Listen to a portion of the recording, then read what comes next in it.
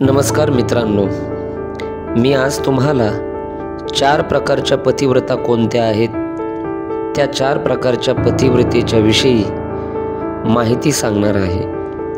रामायणामध्ये रामचंद्र प्रभू, सीता माता आणि लक्ष्मणजी ज्या वेळेला हे वनवासामध्ये गेले त्यावेळेला वनवासामध्ये अत्री ऋषींच्या आश्रमामध्ये गेले होते आणि अत्री ऋषींच्या आश्रमामध्ये गेल्यानंतर त्यावेळेला अनुसूया मातेने सीता मातेला 4 प्रकारच्या पतिव्रता कोण असतात, पतिव्रतेचे 4 प्रकार कोणते आहेत हे सांगितले आहेत। म्हणजे आपल्या लक्षात येईल की आपण पतिव्रता आहोत का नाही आणि पुरुषांच्या लक्षात येईल की आपली पत्नी ही पतिव्रता आहे का नाही।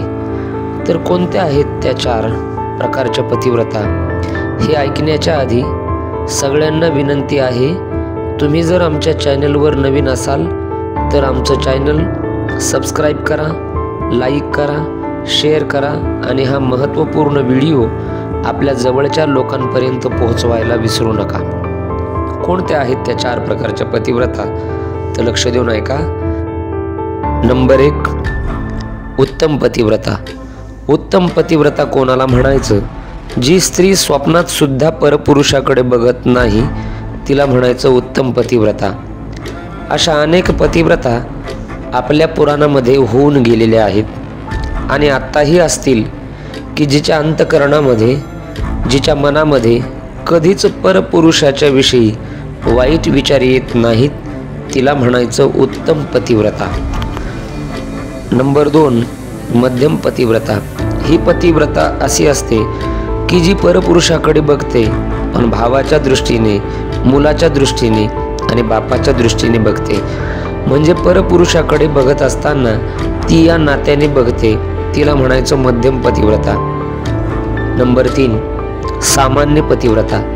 सामान्य पतिव्रता ही असते की जिला पतिव्रता राहण्याची इच्छा नाही पण वेळेचा अभाव आणि घरच्या लोकांचा दबाव यामुळे जी पतिव्रता राहिलेली असते तिला म्हणायचं सामान्य पतिव्रता। नंबर 4, कनिष्ठ पतिव्रता। कनिष्ठ पतिव्रता ती असते की जिला इच्छा नाही पतिव्रता राहण्याची पण कुळाचा कुळाचार म्हणून जी पतिव्रता राहिलेली असते तिला म्हणायचं कनिष्ठ पतिव्रता। अशा 4 पतिव्रता रामायणामध्ये अनुसूया मातेने सीता मातेला सांगितलेल्या आहेत। 4 प्रकारच्या त्या असतात आणि त्या पतिव्रतेची संपूर्ण माहिती आपण या ठिकाणी बघितली।